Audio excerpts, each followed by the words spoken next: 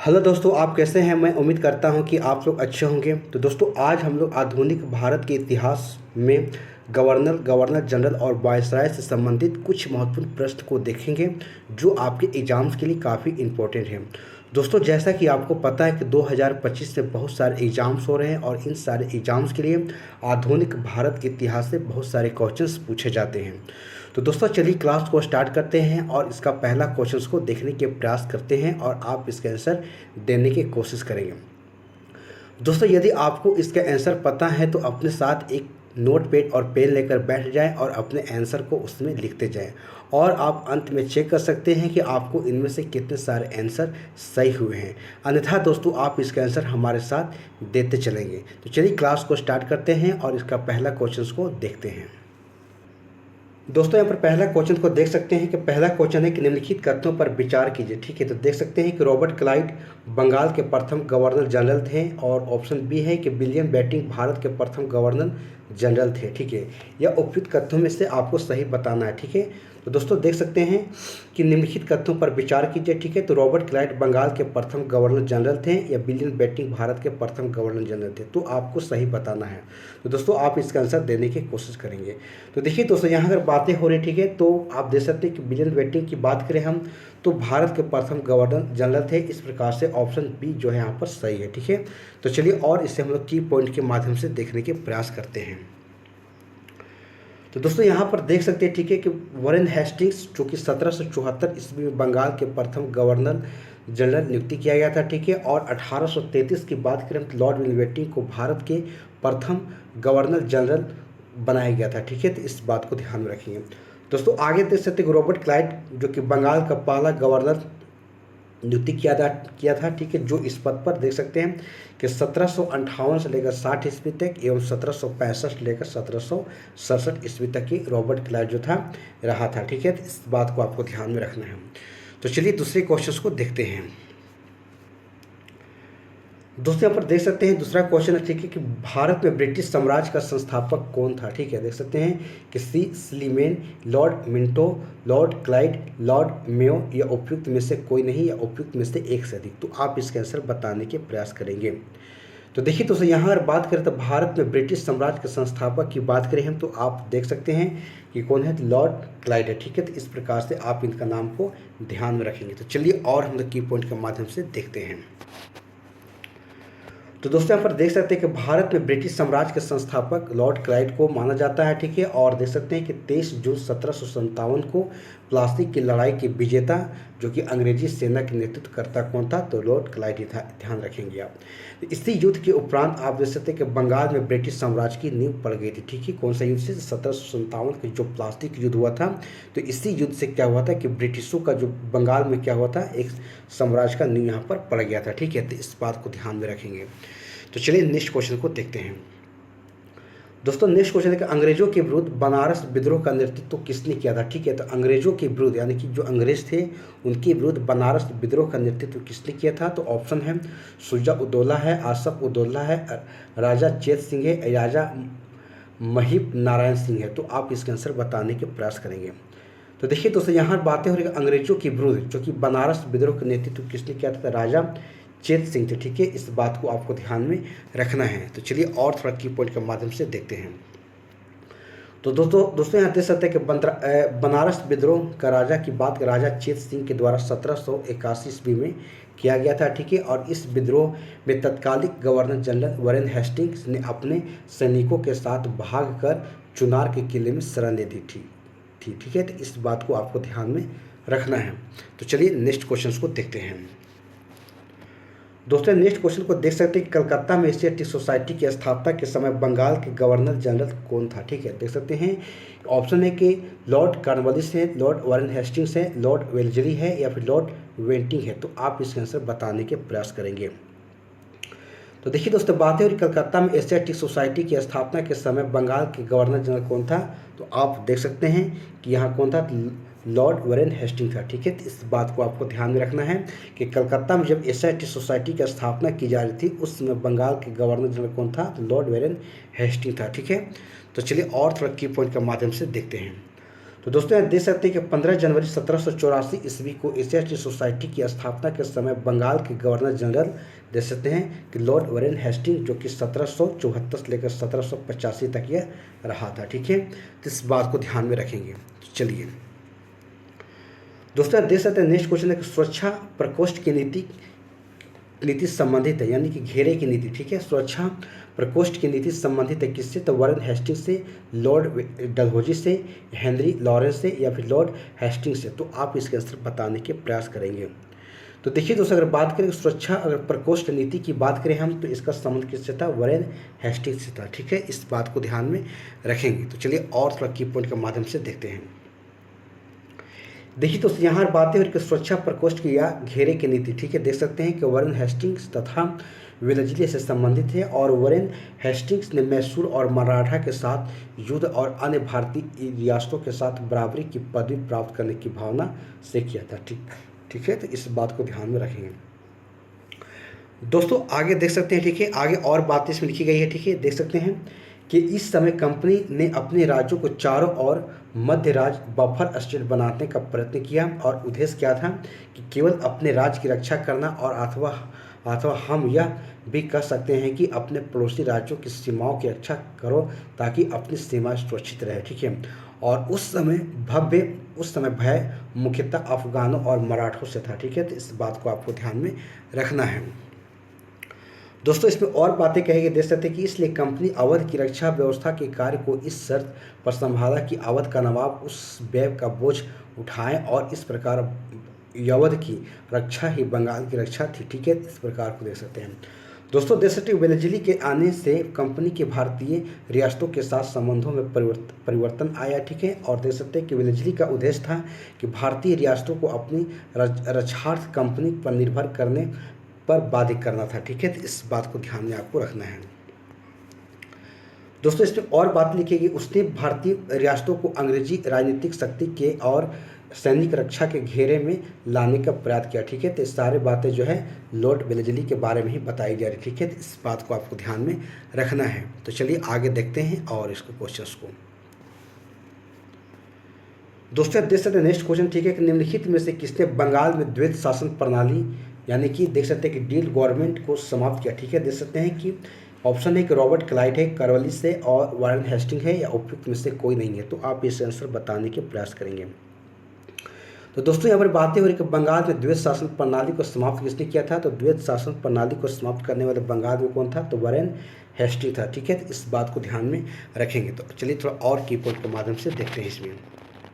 तो दोस्तों यहाँ पर देख सकते हैं, ठीक है, इसमें बातें हो रही है। ठीक है, कि वॉरेन हेस्टिंग के कार्यकाल में जो कि 1772 ईस्वी में देख सकते हैं कि कोर्ट ऑफ डायरेक्टर्स ने दोहरे शासन प्रणाली को समाप्त करने का निर्णय लिया तथा कलकत्ता में परिषद एवं उसके प्रधान को आज्ञा दी कि वे स्वयं दीवान बने और बंगाल देख सकते हैं कि बंगाल, बिहार और उड़ीसा के इस प्रबंध को अपने हाथ में ले लें। ठीक है, देख सकते हैं कि वॉरेन हेस्टिंग्स दोनों उप दीवानों में देख सकते हैं कि मोहम्मद रज्जा खान और रज्जा सिताब को राय को पदच्युत कर दिया। ठीक है, और देख सकते हैं कि द्वैत शासन की शुरुआत देख सकते हैं कि बंगाल में किसके द्वारा? तो रॉबर्ट क्लाइव के द्वारा 1765 में किया गया था।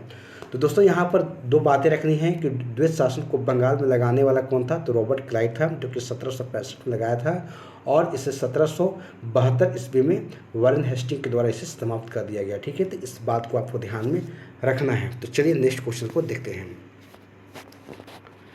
दोस्तों पर देख सकते हैं 7 नंबर क्वेश्चन, किस गवर्नर जनरल पर महाभियोग का मुकदमा चलाया गया था? ठीक है, देख सकते हैं कि वॉरेन हेस्टिंग है, लॉर्ड क्लाइव है, लॉर्ड कॉर्नवालिस है, या फिर लॉर्ड वेलेस्ली है। तो आप इसका आंसर बताने के प्रयास करेंगे कि किस गवर्नर जनरल पर महाभियोग का मुकदमा चलाया गया था। ठीक है, तो आप इसके आंसर बताने के प्रयास करेंगे। तो देखिए दोस्तों, यहाँ अगर बातें करें, ठीक है, वॉरेन हेस्टिंग्स की बात करें तो वॉरेन हेस्टिंग पर जो कि महाभियोग का मुकदमा जो है चलाया गया था। ठीक है, तो इस बात को आपको ध्यान में रखना है। तो दोस्तों यहाँ पर देख सकते हैं की पॉइंट के माध्यम से बताया जा रहा है कि वॉरेन हेस्टिंग्स की अन्यायपूर्ण एवं निरंकुशता देख सकते हैं कि अन्यायपूर्ण और निरंकुशता कार्यों के कारण से उस पर महाभियोग का मुकदमा चलाया गया। ठीक है, तो देख सकते हैं कि 1788 से लेकर 1795 तक ये चला। ठीक है, किंतु ब्रिटिश संसद ने अपनी सेवाओं को देखते हुए उसे सभी दोषों से मुक्त कर दिया। ठीक है, देख सकते हैं।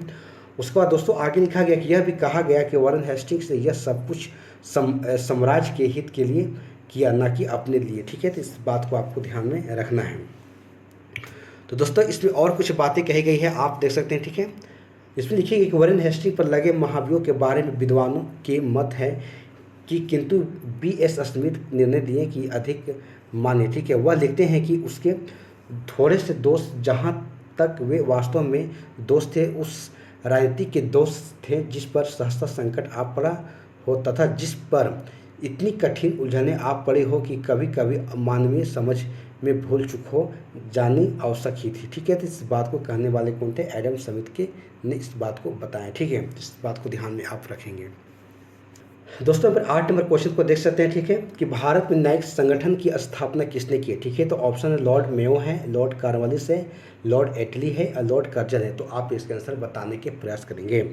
तो देखिए दोस्तों, भारत में न्यायिक संगठन की बात करें हम, तो इसे लॉर्ड कॉर्नवालिस के द्वारा इसे लगाया गया। ठीक है, तो इस बात को ध्यान में आप रखेंगे।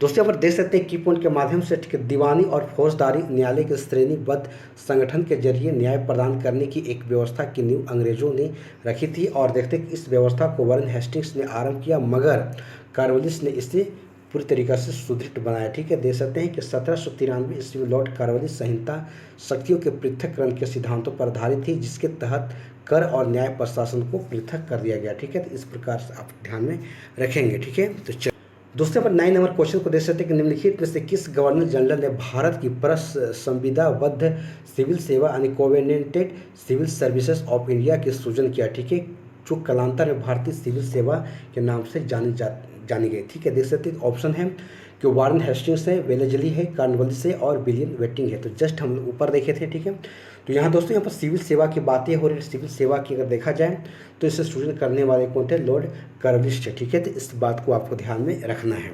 ठीक है, तो दोस्तों यहाँ पर देख सकते हैं की पॉइंट के माध्यम से बताया जा रहा है कि भारत की विधावत सिविल सेवा या लोक सेवा के सृजन कॉर्नवालिस के द्वारा किया गया। ठीक है, और बंगाल के गवर्नर जनरल को बनाने के बाद कॉर्नवालिस ने प्रशासन को पुनर्गठित किया तथा राजस्व बोर्डों को भंग कर इसके संबंध में नए नियम बनाए तथा कंपनी के अधिकारियों को व्यक्तिगत व्यापार के संबंध में भी नए नियम बनाए। ठीक है, इस बात को आपको ध्यान में रखना है।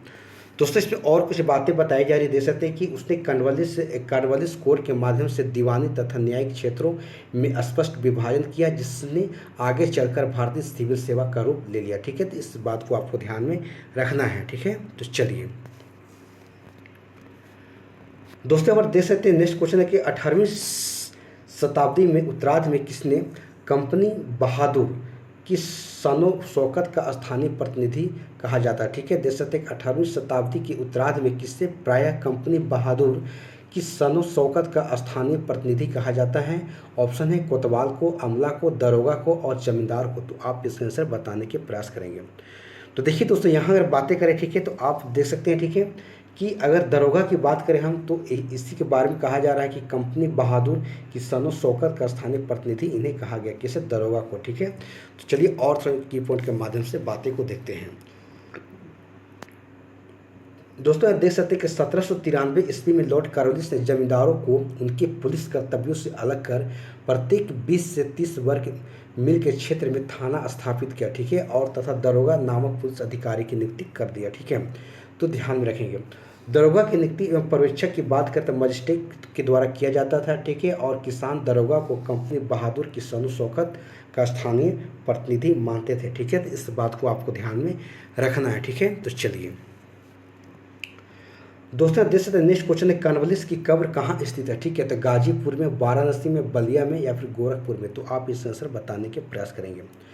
तो देखिए दोस्तों अगर कॉर्नवालिस की कब्र की बात करें हम तो इसकी कब्र जो है गाजीपुर में स्थित है। ठीक है, तो इस बात को ध्यान में रखेंगे। तो देखिए दोस्तों यहाँ की पॉइंट के माध्यम से थोड़ा और देख सकते हैं कि लॉर्ड कॉर्नवालिस जो कि 1786 से लेकर 1793 ईस्वी एवं 30 जुलाई 1805 से लेकर 5 अक्टूबर 1805 तक बंगाल के गवर्नर जनरल रहा था। ठीक है, ध्यान रखेंगे। इससे भारत में स्तंभरारी तथा स्थानीय बंदोबस्त और न्यायिक संहिता एवं भारतीय लोक सेवा के प्रत्यक्ष रूप में जाना जाता है। ठीक है, तो इस सारे बात किसके बारे में कहा गया है? तो लॉर्ड कॉर्नवालिस के बारे में कहा गया है। दोस्तों इसकी मृत्यु की बात करें तो 5 अक्टूबर 1805 को गाजीपुर उत्तर प्रदेश में हुई थी और यहीं पर इसकी कब्र भी स्थित है। ठीक है, तो इस बात को आपको ध्यान में रखना है।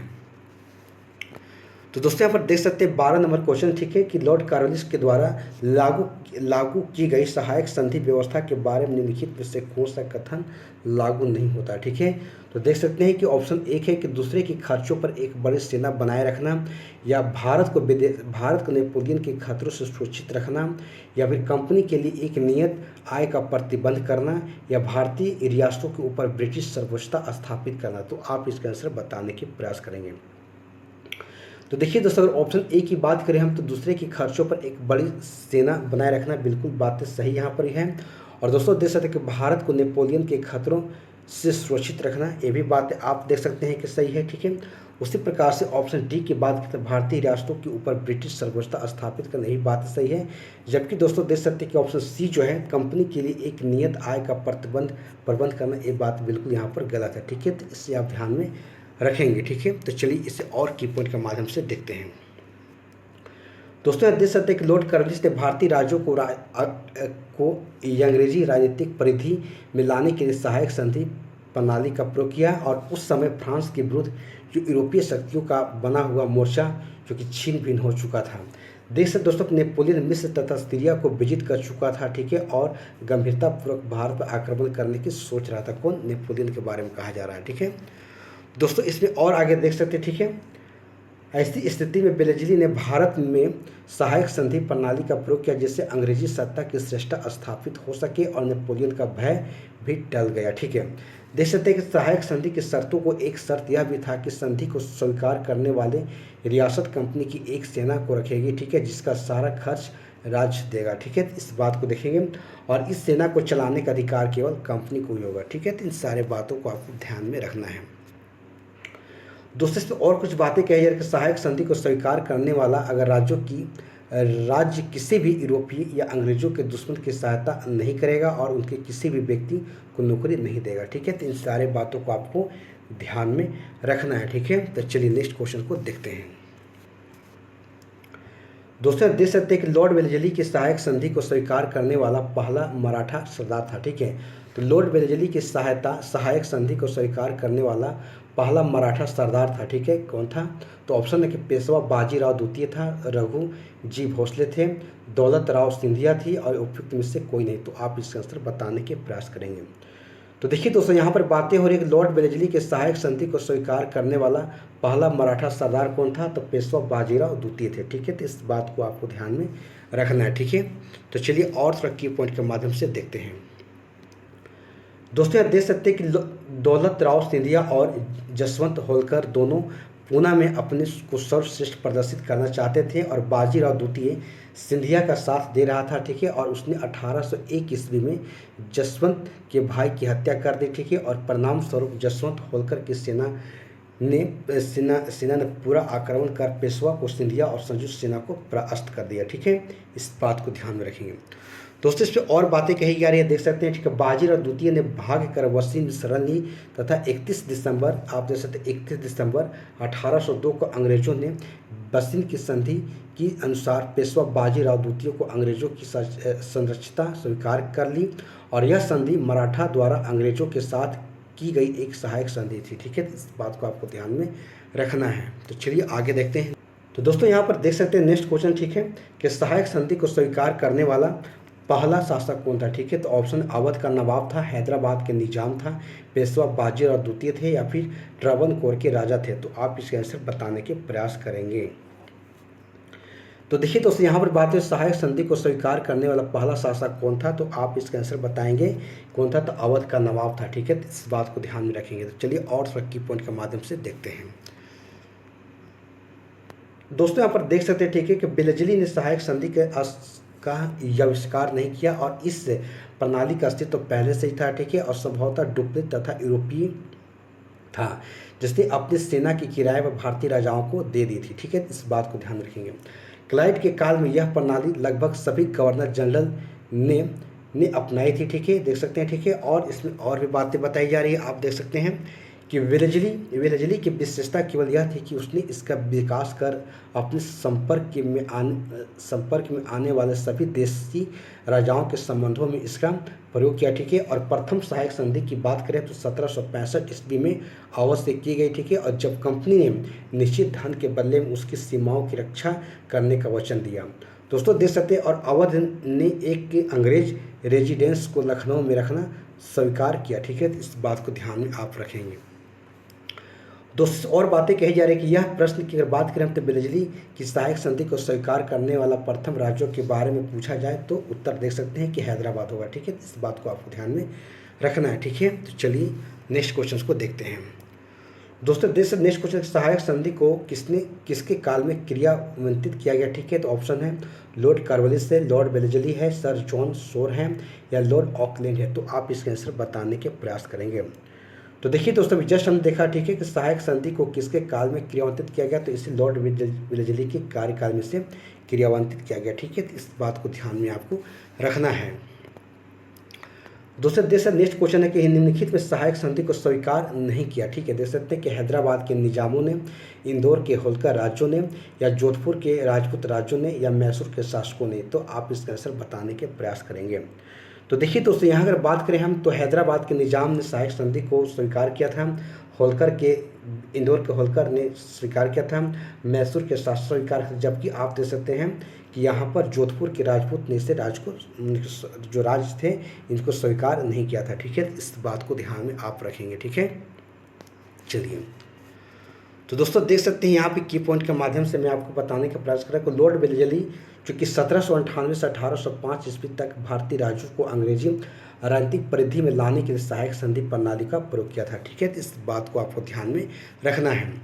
तो दोस्तों यहाँ पर देख सकते हैं कि जिन राज्यों ने वेलेज़ली के सहायक संधि को स्वीकार किया उनमें देख सकते हैं कि हैदराबाद है, मैसूर है, लाहौर है, अवध है, पेशवा हैं, बरार के भोसले हैं, सिंधिया हैं और इंदौर के होलकर हैं। इन सभी लोगों ने वेलेज़ली के सहायक संधि को स्वीकार किया, ठीक है। तो जबकि आप देख सकते हैं कि इसे आप जो है जोधपुर यानी कि आप देख सकते हैं, ठीक है, कि जोधपुर के राजपूत राज्यों ने इसे स्वीकार नहीं किया था, ठीक है। तो इस चीज़ को ध्यान में आप रखेंगे, ठीक है। तो चलिए अगले क्वेश्चन को देखते हैं। दोस्तों हम देख सकते हैं अगला क्वेश्चन, ठीक है, कि भारतीय राज्यों पर अंग्रेजी प्रभुत्व स्थापित करने के लिए किसने प्रशासन में सहायक संधि प्रणाली का सुपात्र किया था, ठीक है। तो देखिए दोस्तों वही सहायक संधि की बातें हो रही, ठीक है। तो आप देख सकते हो ऑप्शन है कि वारेन हेस्टिंग्स है, लॉर्ड कार्नवालिस है, लॉर्ड वेलेज़ली है, लॉर्ड डलहौजी है। तो आप इसके आंसर बताने के प्रयास करेंगे। तो देखिए दोस्तों यहाँ पर बात वही हो रही है, ठीक है, कि अंग्रेजी प्रभुत्व स्थापित करने के लिए जो कि प्रशासन में सहायक संधि की बात करें हम तो लॉर्ड वेलेज़ली ने इसे सुपात्र किया था, ठीक है। तो इस बात को ध्यान में आपको रखना है। तो दोस्तों देख सकते हैं वही बात लिखी गई, ठीक है। लॉर्ड वेलेज़ली ने भारतीय राज्यों को अंग्रेजी राजनीतिक परिधि में लाकर अंग्रेजों की प्रभुत्ता स्थापित करने के लिए सहायक संधि प्रणाली का प्रयोग किया, ठीक है। तो इसे आप ध्यान में रखेंगे। इससे अंग्रेजी सत्ता की श्रेष्ठता और प्रभुत्ता स्थापित हो गई, ठीक है। तो इस बात को आपको ध्यान में रखना है, ठीक है। तो चलिए तो दोस्तों यहाँ पर 9 नंबर क्वेश्चन देख सकते हैं कि निम्नलिखित में से कौन सा युग्म सही नहीं है, चाहे सुमेलित नहीं है, ठीक है। तो देख सकते हैं ऑप्शन 1 है हेक्टर मुनरो जो कि बक्सर का युद्ध और लॉर्ड हेस्टिंग्स जो कि एंग्लो नेपाल युद्ध और लॉर्ड वेलेज़ली जो कि चतुर्थ एंग्लो मैसूर युद्ध या लॉर्ड कार्नवालिस तृतीय एंग्लो मैसूर युद्ध। तो आप इसके आंसर बताने के प्रयास करेंगे।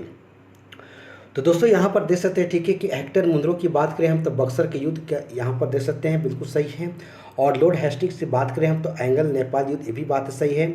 और लॉर्ड वेलेज़ली की बातें करें तो चतुर्थ एंग्लो मैसूर युद्ध देख सकते हैं, ठीक है, तो ये भी बात सही है। जबकि आप देख सकते हैं कि लॉर्ड कार्नवालिस की बात करें हम तो तृतीय एंग्लो मैसूर युद्ध यानी कि तृतीय एंग्लो मराठा युद्ध की बातें हो रही, बिल्कुल एक गलत है, ठीक है।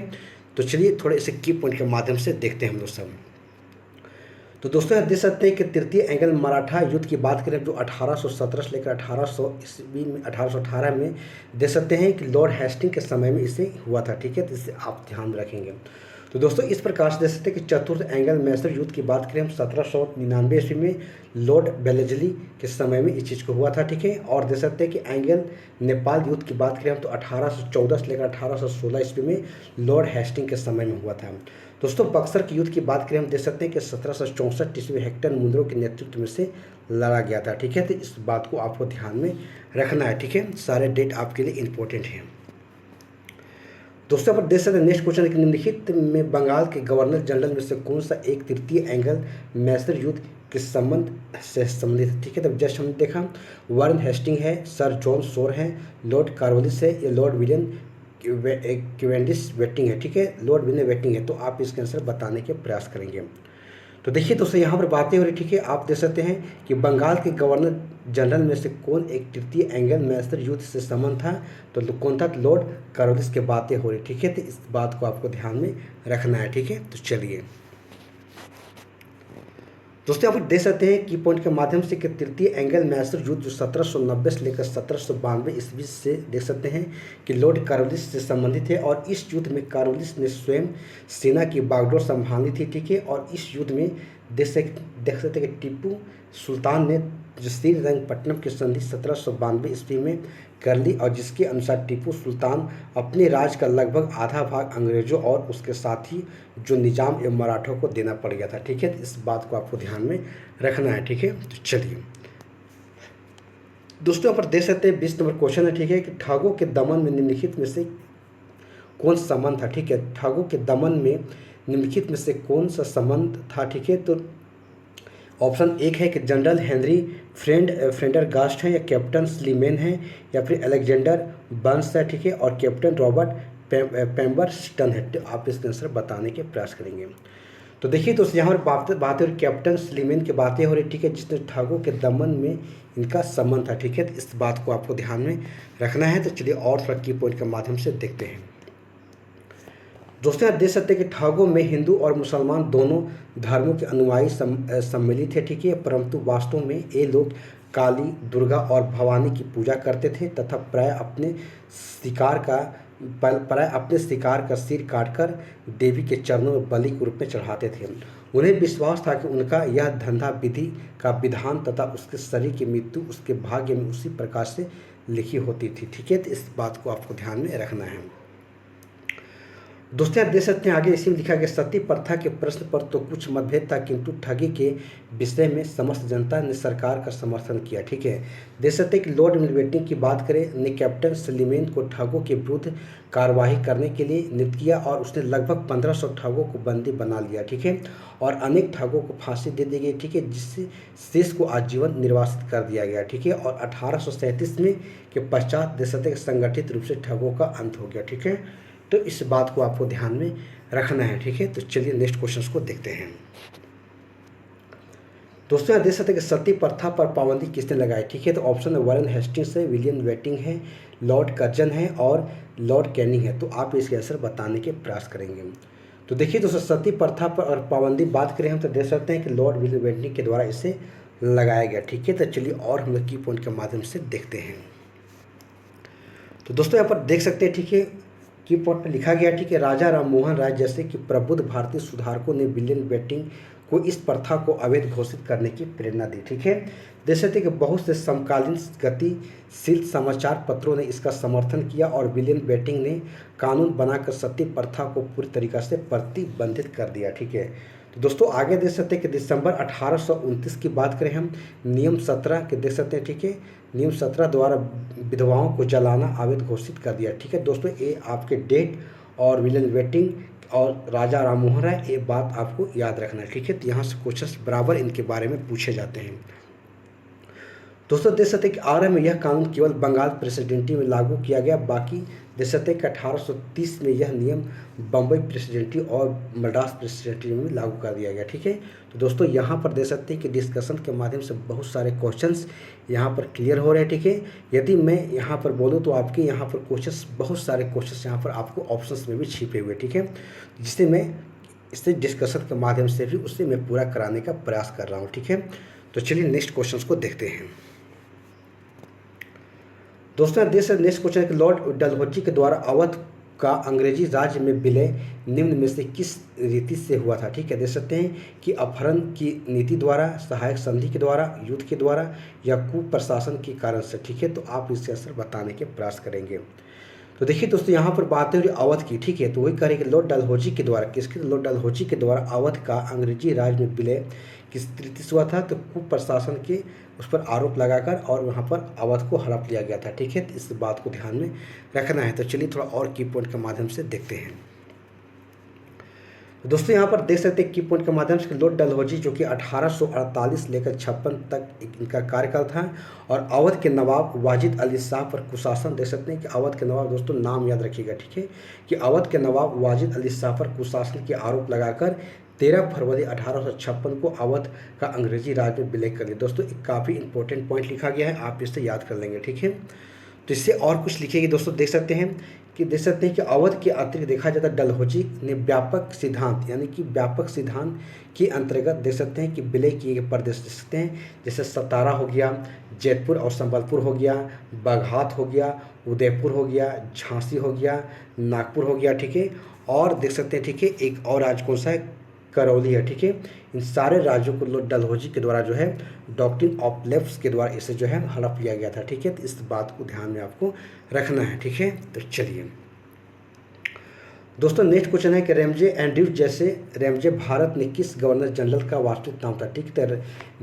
जेम्स एंड्रयूज रेमजे भारत के किस गवर्नर जनरल का नाम था, वास्तविक नाम था। तो देख सकते ऑप्शन है लॉर्ड डलहौजी का, कैनिंग का, लॉर्ड नॉर्थ का या फिर लॉर्ड कर्जन का। तो आप इसका आंसर बताने के प्रयास करेंगे।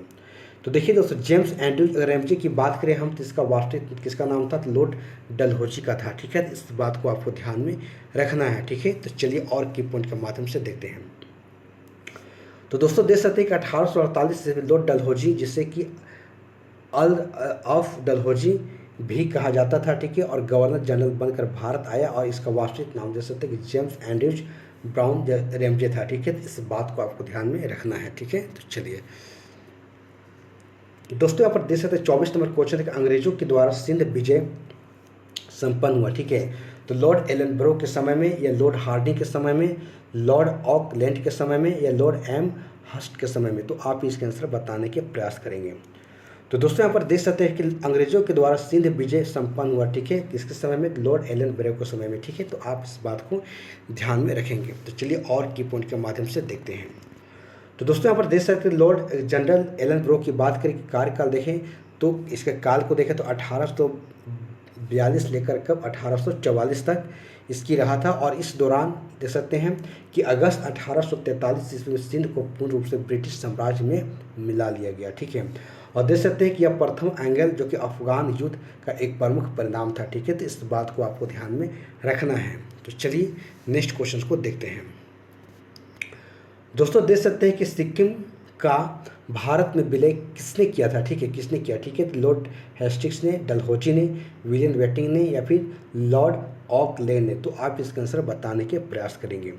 तो दोस्तों देख सकते हैं, ठीक है, कि सिक्किम का अगर भारत में विलय करने वाले कौन था, तो लॉर्ड डलहौजी थे, ठीक है। तो इस बात को आपको ध्यान में रखना है, ठीक है। तो चलिए दोस्तों देख सकते हैं की पॉइंट के माध्यम से कि सिक्किम जो नेपाल और भूटान राज्यों के मध्य स्थित एक छोटा सा राज्य था, और उसे राजा पर यह दोष लगाया गया कि उसने 2 अंग्रेज डॉक्टरों के साथ दुर्व्यवहार किया, ठीक है। और लॉर्ड डलहौजी के शासनकाल में उस राज्य के कुछ दूरवर्ती प्रदेश जिसमें कि दार्जिलिंग भी सम्मिलित था को भारत में मिला दिया गया, ठीक है। तो इस बात को आपको ध्यान में रखना है, ठीक है। तो चलिए नेक्स्ट क्वेश्चन को देखते हैं। दोस्तों यहाँ देख सकते 26 नंबर क्वेश्चन है, ठीक है, कि निम्नलिखित में से कौन सा अवध का ब्रिटिश रेजिडेंट था, ठीक है, जो कि अवध का ब्रिटिश साम्राज्य में विलय हुआ, ठीक है। तो देख सकते हैं कि जेम्स आउटरम था, WH स्लीमेन थे, या फिर बिशप आर हेबर था, या जनरल लो था। तो आप इसके आंसर बताने के प्रयास करेंगे। तो दोस्तों यहाँ पर जेम्स आउटरम की बातें हो रही, ठीक है, जो अवध का ब्रिटिश रेजिडेंट था, ठीक है, और जब अवध का ब्रिटिश साम्राज्य में इससे विलय हुआ, ठीक है। इस बात को ध्यान आपको रखना है। तो दोस्तों यहाँ पर देख सकते हैं की पॉइंट के माध्यम से लिखा गया कि 1854 में सलीमेन के स्थान पर जेम्स आउटरम को अवध का ब्रिटिश रेजिडेंट बनाया गया, ठीक है। और उसने कहा कि अवध का प्रशासन बहुत दूषित है तथा जनता की अवस्था बहुत शोचनीय है, ठीक है। आउटरम की रिपोर्ट को फरवरी 1856 में अवध के अधिग्रहण का आधार बनाया गया था, ठीक है। तो इस बात को आपको ध्यान में रखना है। दोस्तों देख सकते हैं कि 1857 के विद्रोह के समय लखनऊ में ब्रिटिश रेजिडेंट हेनरी लॉरेंस था जो विद्रोहियों के हाथों मारा गया। ठीक है, इस बात को आपको ध्यान में रखना है। ठीक है, तो चलिए नेक्स्ट क्वेश्चन को देखते हैं। तो दोस्तों यहाँ देश नेक्स्ट क्वेश्चन है कि भारत में प्रथम रेलवे लाइन किस ब्रिटिश गवर्नर के समय में बिछाई गई थी। ठीक है, तो लॉर्ड डलहौजी के समय में, लॉर्ड बेलेजली के समय में, लॉर्ड कर्जन के समय में या फिर लॉर्ड लिटन के समय में। तो आप इसके आंसर देने के प्रयास करेंगे। तो देखिए दोस्तों, भारत में प्रथम रेलवे लाइन की बात करें हम तो लॉर्ड डलहौजी के समय में बिछाई गई थी। ठीक है, तो इस बात को आपको ध्यान में रखना है। ठीक है, तो चलिए और की पॉइंट के माध्यम से देखते हैं। दोस्तों देख सकते हैं कि भारत में रेल निर्माण की दिशा में प्रथम प्रयास ब्रिटिश गवर्नर लॉर्ड डलहौजी के द्वारा किया गया। ठीक है, और प्रथम रेलवे लाइन देख सकते हैं कि 1853 ईस्वी में मुंबई से थाने के बीच में डलहौजी के समय में बिछाई गई थी। दोस्तों काफ़ी इंपॉर्टेंट है, यहाँ से एग्जाम्स में क्वेश्चंस बार बार पूछे जाते हैं। ठीक है, इसलिए आप याद कर लेंगे। ठीक है, तो चलिए दोस्तों देख सकते हैं नेक्स्ट क्वेश्चन, किस कंपनी ने सर्वप्रथम भारत में रेल यात्रा प्रारंभ की। ठीक है, तो eastern railway, great Indian peninsula railway या फिर मद्रास रेलवे, अवध तिरहुत रेलवे। ठीक है, तो आप इसके आंसर बताने के प्रयास करेंगे। तो दोस्तों यहाँ पर देख सकते हैं, ठीक है, बातें हो रही। ठीक है, कि किसने, तो ग्रेट इंडियन पेनिनसुला रेलवे ने, जो कि एक कंपनी थी जो सर्वप्रथम भारत में रेल यात्रा प्रारंभ की थी। ठीक है, तो इस बात को ध्यान में आपको रखना है। तो दोस्तों यहाँ पर देख सकते हैं और कुछ की पॉइंट है, आप देखिएगा 1853 में बम्बई के पोरी बंदर स्टेशन से थाने के मध्य भारत में सर्वप्रथम रेल यात्रा जो कि प्रारंभ ग्रेट इंडियन पेनिनसुला रेलवे द्वारा किया गया। ठीक है, इस बात को ध्यान में आपको रखना है। ठीक है, चलिए दोस्तों यहाँ पर देख सकते हैं 29 नंबर क्वेश्चन है कि ब्रिटिश भारतीय राज का अंतिम प्रमुख विस्तार हुआ। ठीक है, ब्रिटिश भारतीय राज क्षेत्र का अंतिम प्रमुख विस्तार हुआ। ठीक है, देख सकते हैं किसके समय में, तो डफरिन के समय में, लॉर्ड डलहौजी के समय में, लिटन के समय में या फिर कर्जन के समय में। तो आप इसका आंसर बताने के प्रयास करेंगे।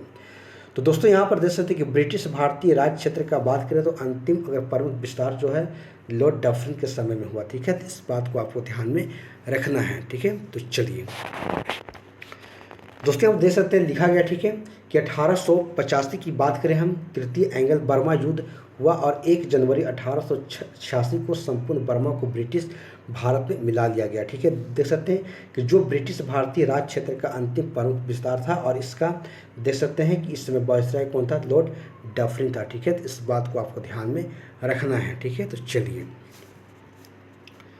दोस्तों आप देख सकते हैं next question, public works department को 1845 से 1855 के दौरान स्वरूप देने वाले कौन थे, तो Lord Dalhousie, Curzon, Lord Auckland या लॉर्ड कॉर्नवालिस या फिर वॉरेन हेस्टिंग्स। तो आप इसका आंसर बताने के प्रयास करेंगे।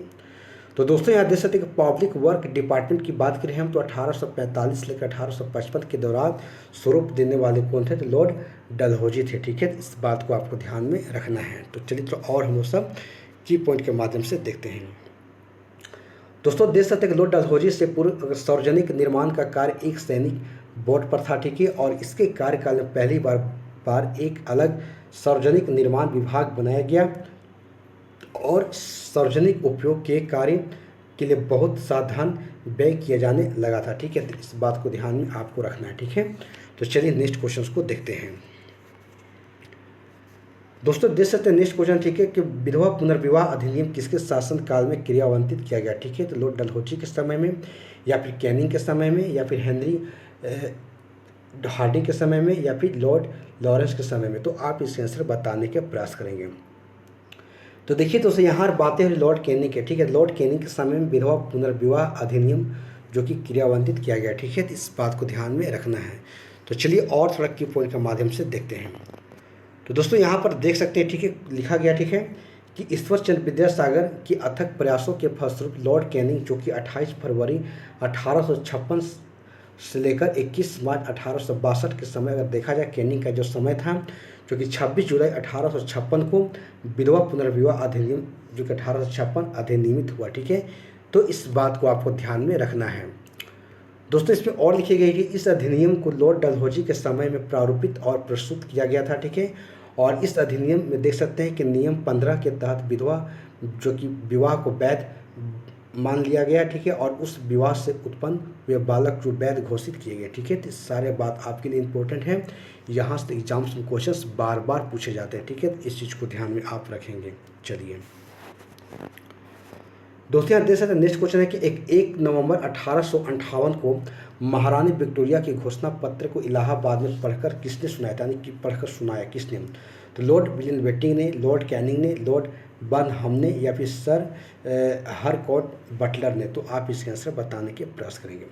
तो देखिए दोस्तों 1 नवंबर 1858 को महारानी विक्टोरिया के घोषणा पत्र को इलाहाबाद में लॉर्ड कैनिंग के द्वारा पढ़कर सुनाया गया। ठीक है, तो इस बात को आपको ध्यान में रखना है जो आपके लिए काफ़ी इंपॉर्टेंट है। ठीक है, तो दोस्तों यहाँ पर देख सकते हैं की पॉइंट के माध्यम से 1857 की महान क्रांति का सबसे महत्वपूर्ण परिणाम था महारानी की उद्घोषणा। ठीक है, देख सकते हैं कि यह उद्घोषणा 1 नवंबर 1858 को इलाहाबाद में हुए दरबार में भारत के प्रथम वायसराय लॉर्ड कैनिंग के द्वारा इसे उद्घोषित किया गया। ठीक है, तो इस बात को ध्यान में रखेंगे।